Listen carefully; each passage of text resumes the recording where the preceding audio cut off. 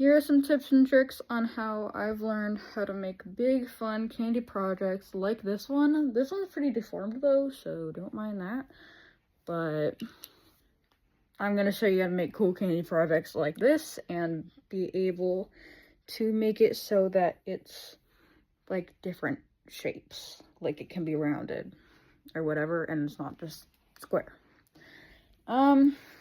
First off, you want paper. Make the shape. It's kind of hard to talk in this thing, but I'm not allowed to show my face on the internet anymore. Anyways, crumple the paper or tape it in whatever way that makes the shape that you want the thing to be in. So you're going to make it the shape.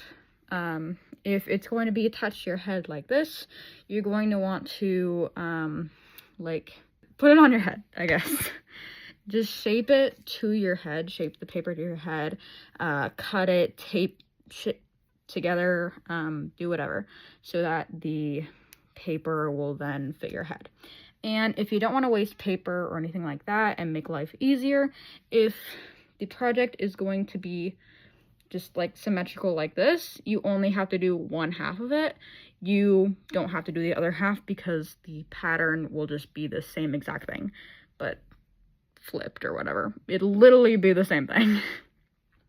I'm bad at explaining how to cut the correct, like, how to actually make the pattern, so I would highly recommend going to like a fursuit maker's YouTube channel or a cosplayer's YouTube channel or something along those lines to be able to make the patterns. Also, another tip that I like to do when it comes to making these things on the go and making sure that they don't get crumpled up or whatever is taking those cutout pieces, like putting them on a sketchbook and tracing it out so that you have the pattern in that sketchbook so that it doesn't get crumpled up and you can save it for later, so that if you want to go back to that project and make another version or just make it again, you are able to. That's what I did with my wig base, so that if I want to make wigs again, which I know I will, I can go back to that and use that same wig base to make another wig. So once you've got all that done, you want to do peyote stitches. I know like ladder stitches are super fun and shit, but peyote stitches, which is what I do here, will actually keep it all together. Trust me on that. And if you think that you're going to need a ladder stitch for the parts that you see out of, you don't. You can see just fine out of peyote stitches if it's just like one thing. Trust me, I can see like better than you think I can see right now. I'm kind of out of breath. It's hard to breathe in this thing. Now I know how furries feel. But I don't really know how to explain this next part, so I definitely need visuals for this next part. But there's really just for this next part, there's just going to be a bunch of me explaining the tips that I've learned, how to make like different shapes for the patterns. I have been crafting my whole life, right? But I've only recently started making beaded things, like as you can kind of tell, like this is kind of chopped. But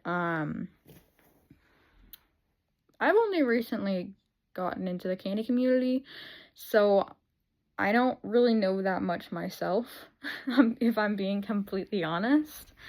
But yeah, I hope this stuff helps, because I just learned this stuff over, I don't even know how long, like a couple of months now, if I'm being honest. But yeah, really the next part of this video is just gonna be me showing different tips on how to make different things how you want them to look. I don't know. So what you want to do if you want your beads to kind of expand out so that it has more beads on one row up here versus here, what you're going to do on a certain part is you're going to bead 2 beads through this and bead it through here. This. But it ends up looking like this. And then once you get to the next row, hold on. We're going to kind of bead it normally or whatever, but you're only going to bead it through one of those beads, get another bead through here, and act like this is a gap. But it should like look like this. And then you just thread and bead it through normally the next ones. You could call this the 2-on-1 technique because you're supposed to put 1 bead here usually, but you put 2 instead of 1. That's what I'm going to be calling it for the rest of the video, I'm pretty sure. I don't know. So I started working on this a little bit more, and I'm making this part right now. And what you should also know about the 2-on-1 technique is that it will, like, the opposite part, it'll make it so it kind of curves, which is what I want it to do, which is why I did that. And you can already, there we go. You can already kind of see how it's like straight here, and then right when it hits that part, it like curves a bit upward. So when you add more, it won't only make it so there's more beads on the next row, but it'll also make it so it curves like that. But if you end up shrinking it, it'll curve the other way. So that's a good thing to know for when you're making funky shapes like this. I'm gonna be a little bit quiet because I am filming in school right now. And if you don't want this curve, but you still like have this going on, so you want this to be like longer or whatever, what you're gonna want to do, you're gonna just want to pull on this like as tight as you can and make this top row super tight instead of loose like this. You're gonna want it tight because then it will look like this. You can still see like a bit of a curve right there, but it's definitely lesser and it's a bit more straight, like how I did with this one, which is, I'm doing the same thing here, I'm just making a duplicate. But you can see that I still have this here, and like the bottom ones are a little bit like loose, but the top ones are like super tight. Like you can see clearly that they make like a straight line, which makes it so the bottom is also straight. So now I'm going to show you how to shrink. So this will be the larger part, and then you want it to go inward. So you're still going to add 2 beads onto this part, just like this. And then you're going to bead it through, not this one, okay? You're not going to bead it through this one, you're going to skip a bead. So you're going to go into this bead. But it should look something like this or whatever. You could just leave it however. And then once you get to the next row, this is what you're going to do. Now, instead of doing what you did with the 2-on-1 technique, acting like this is a gap, you're actually going to act like this is just 1 bead instead of 2. So you're just going to bead, you're going to thread it through, you're going to, oh my gosh, you're going to thread it through this part and pull so that it makes this little section. And then again, you're going to act like this is just 1 bead.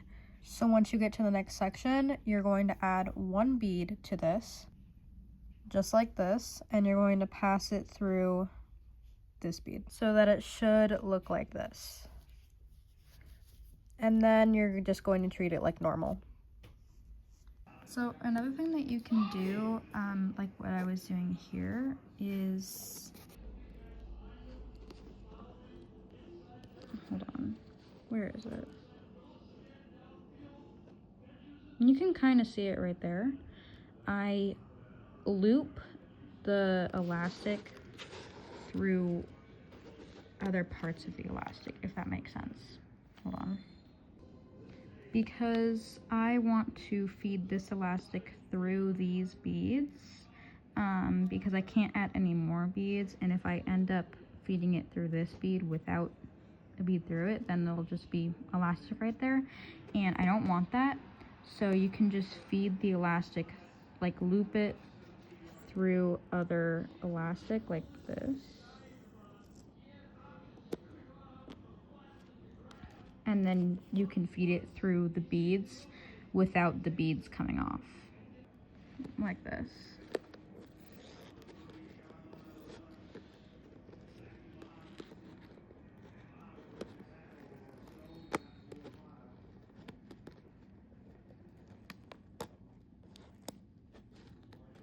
And then it's just like snug right there without any beads coming off.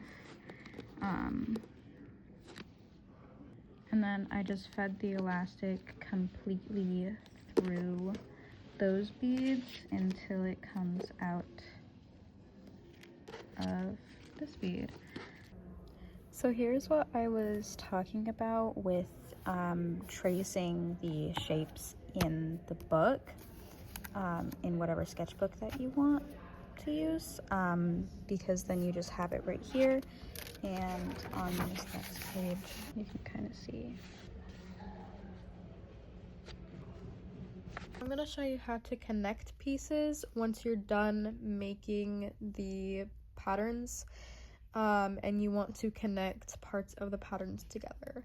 This is the easiest way to connect patterns, in my opinion, unless you've already seen, well, like, there's the other way to connect patterns where it's just, like this kind of, and you're really just sewing together. Like, that one's really easy. You could just look up, there's so many videos online on how to stitch peyote stitches at the end, which is like really easy.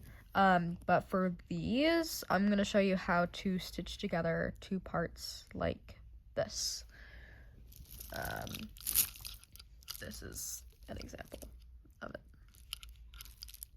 So you're going to take, you're going to cut string that is the size or larger of your, like, two pieces that you want to fit together. You're going to thread it through one of these notches, and then you're going to tie it there. Just like this, and remember to cut off your excess.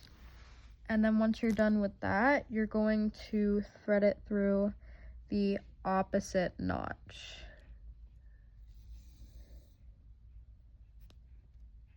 And then you're going to thread it through this next notch, if I can, hello.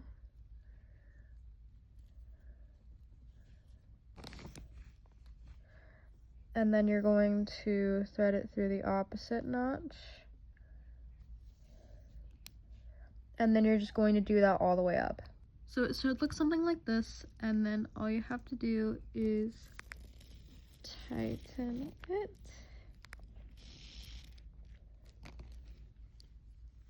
Until it looks like this.